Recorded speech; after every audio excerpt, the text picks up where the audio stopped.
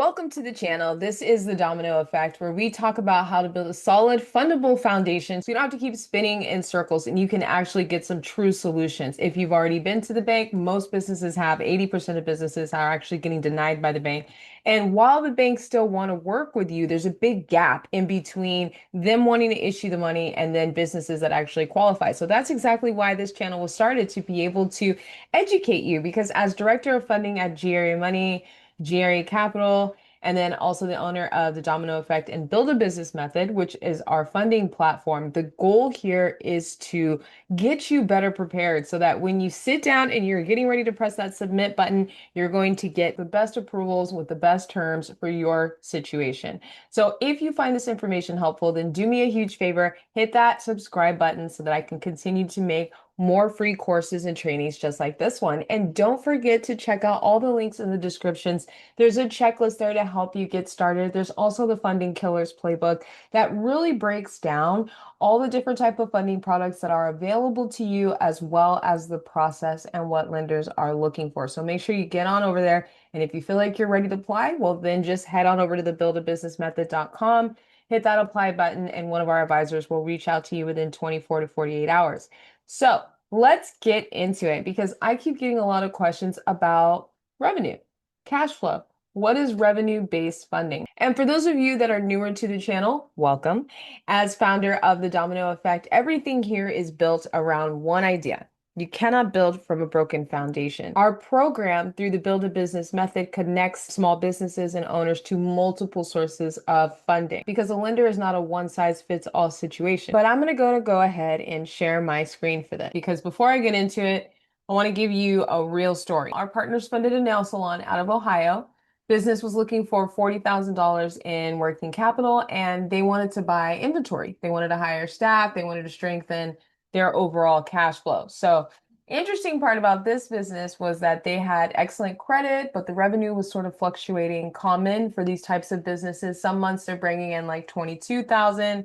Other months they were bringing in 36,000, and they wanted 40,000. So with this client, they had a strong credit profile, but they had some inconsistent revenue. So it wasn't going to be very difficult to place them. We have a lending partner in our network who was able to work with this client. They settled on a $39,000 offer. They had a flex rate with a 12-month term with a strong prepayment discount that was built in. So from the moment that this client actually said yes, they read through the terms, they decided they wanted to move forward. It took about 2 hours for them to actually do that. So I want to break down what exactly that looks like. So I want you to understand exactly how a factor rate works, guys, because this can be really confusing for a lot of people. This is something that a lot of business owners haven't really had explained to them super clearly. So let's just say that that offer came with a 1.15 factor rate. This is what that means. Let's say you take the funded amount, 39,000, okay, and then you multiply that by 1.15, okay? You take 39,000, you multiply that by 1.15. That is going to give you 44,850. So that's the total amount that's going to be owed back over the life of the advance. It's not interest stacking monthly like a credit card. It's just one fixed number, okay? It's, you know, that number up front. So on the $39,000 that gets funded, the cost of the capital was 5,850, paid back over 12 months through a flex rate schedule, which is simple math, but nobody really walks business owners through it. This is exactly the kind of thing that we teach inside the Build a Business Method. Make sure that you're heading on over there and you're signing up for the newsletter, because we have a lot of great resources and tips that go in through there too. Knowing this stuff, make sure that you're not going to sign any offers that you're unsure of. It's going to make sure that you're not signing up for things with crazy payback rates, right? So we want to make sure that you know what you're signing up for. Now, let's get into the juice, the real topic, okay? Because this is one of the most misunderstood parts about funding when it comes to revenue-based lenders, and why their appetite is different for certain files, why it can change, why the landscape changes, and why the exact same business can get an offer from 5 different lenders, all with different numbers, and also why the same business would not get an offer from any of those lenders. So here's the first thing that you guys have to understand. There is not a one size fits all for a lender. Each lender appetite is different. They all have different policies, different restrictions, different specifications, different industries that they work with.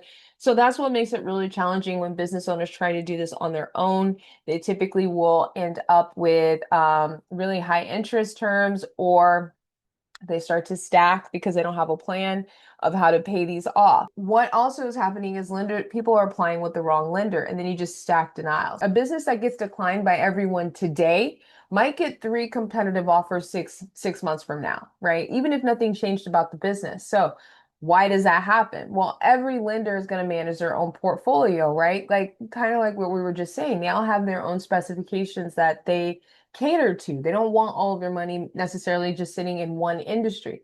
So if a lender has funded, let's say, like a large number of roofing companies, restaurants, trucking businesses in a short window, then they might temporarily slow down, or they might stop approving new businesses in that industry. It's not a sign of the industry necessarily doing poorly. It just means that the lender has hit their comfort level of exposure for that type of industry, and now they maybe want to diversify. 6 months later, as those earlier advances get paid down, then the lender's portfolio shifted a little bit, and now they might be aggressively going after that same industry again. Happens all the time, happens a lot with restaurants, right? Restaurants get kind of a bad rap. We have a company right now that has multiple restaurants that they own. They're working on a new location, but they're trying to get funding with the new location. In the new location, the lenders are not as comfortable, right? They're much more comfortable with the other locations, but because this is new and also with the risky rate of the industry, they have some additional questions before finally agreeing to that. So this is why it's really important that you understand that it's not necessarily a you thing. It's not that the lender has something against you because you're a woman or you're a minority or you're from a certain area. That's not it. It's just what the lender is looking for. So that's why having a platform like Build a Business Network comes in handy, because we vet our lenders. We know what the lenders are looking for. We know which industries they work with. We know what they're looking at, what codes they're not looking at. So it helps to, and then we know the difference between the good ones versus the bad ones, right? So it's really good to get with a platform like ours. But all of these internal specifications matter to different lenders. Now, here's the part that really kind of trips people up the most. Why one lender might actually offer better terms than another, right? Even if it's the same file. Well, most people are going to assume that each lender is going to look at the file in the same way, but the thing is they don't, not even close. Okay, every lender has their own underwriting specifications. We already talked about that. Their pricing strategy, their risk tolerance. So this breaks it down a little bit further. If you picture an A-tier lender, looking at a file with a strong cash flow, excellent deposit consistency, a long time in business, healthy average daily balances, low existing debts. And if they have a strong personal credit profile, well, then that lender is going to see them as low risk, right? So they can offer a much bigger approval amount. They can offer better terms, a lower factor rate, longer repayment terms, maybe some no prepayment penalties, smaller daily or weekly balances. But let's take a look at the B lender. Okay, a B lender might look at the exact same file. They might weigh things a little bit differently though. Okay, they're looking at industry volatility, recent overdrafts, existing advances already on the books, seasonal deposit patterns, things like that. They may even reduce your approval amount. They might raise the cost of funds. They might shorten your term, so you might have to repay it within a shorter time frame, or they might just decline you altogether. Neither of these lenders is wrong. Okay, neither of them.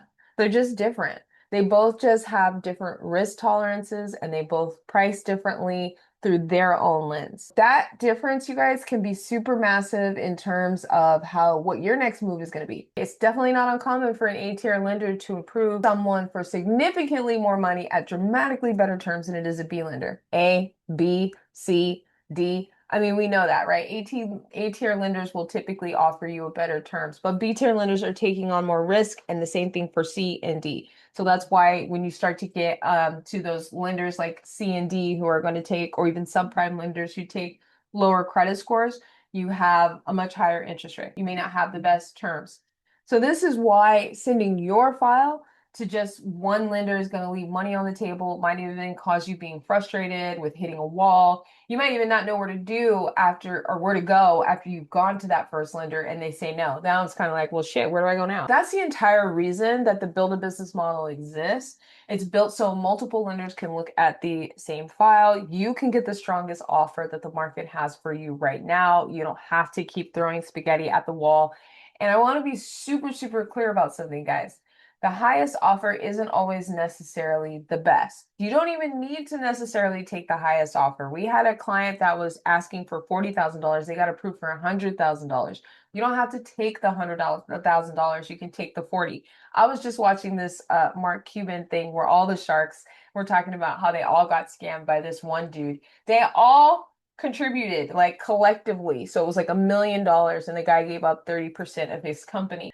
But what they were saying was the guy basically took the money and went to like networking events. He went to different islands. He went and partied. And when Mark Cuban called him up and was like, hey, what are you doing?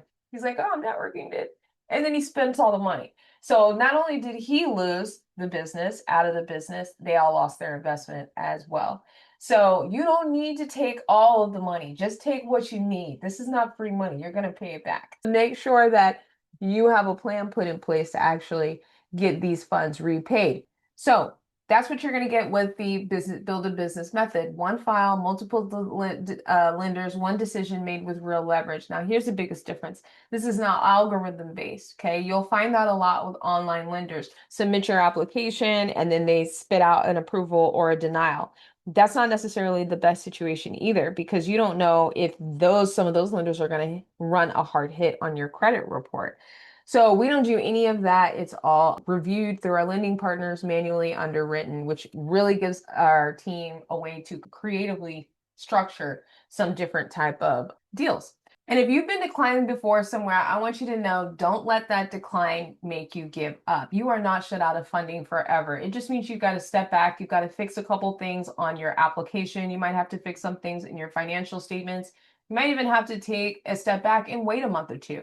The thing with revenue-based lenders is they want to see consistent deposits every single month. So if you're going to be turning in your bank statements, they want to see 3 months of bank statements. If you're in California, they want to see 4. So let's say out of those 3-4 months, you've had consistent $15,000 months, and one of those months drops to 5 or 8, right? Let's say it drops under 10. That month is not going to count. So what you want to do is just give it time. Wait another month, let your bank statements accrue again, and then you'll have the 3 months or 4 months of bank statements showing the required deposits for that lender. Don't get discouraged, guys. That's exactly why the Build a Business method exists. You can go ahead and get started with the free checklist. Click that link in the description below. It has everything that you need to get started. Now, if you feel like you're ready, then go ahead and head on over to the website, buildabusinessmethod.com, and you can click the link apply to get started, fill out the form, and one of our advisors will reach out to you. But if you want to get some further help and you're not just yet ready to apply, well, then go ahead and schedule and meet with one of our advisors, get your free funding review. You do not want to sleep on this. You do not want to wait. If you want to make sure when that opportunity arises, when you need that inventory, or when payroll hits, or you've got an opportunity and you need to, put some money into this product, when you have those issues arise, it's so much better to just be able to get in there, hand in your documents, fill out the form, answer the questions, and then get to that funding. The worst part that sucks for most people is going in there all excited and then things like your business foundation isn't matching or the financials are not together, all because you weren't aware. So that's why this channel exists. So do me a favor and hit that subscribe button if you find this information helpful. Make sure you're commenting, dropping your questions, and you can also shoot any questions on over to 888-807-8758, and we'll go ahead and get those answered. All right, guys, that's it for today. I'll see you next time.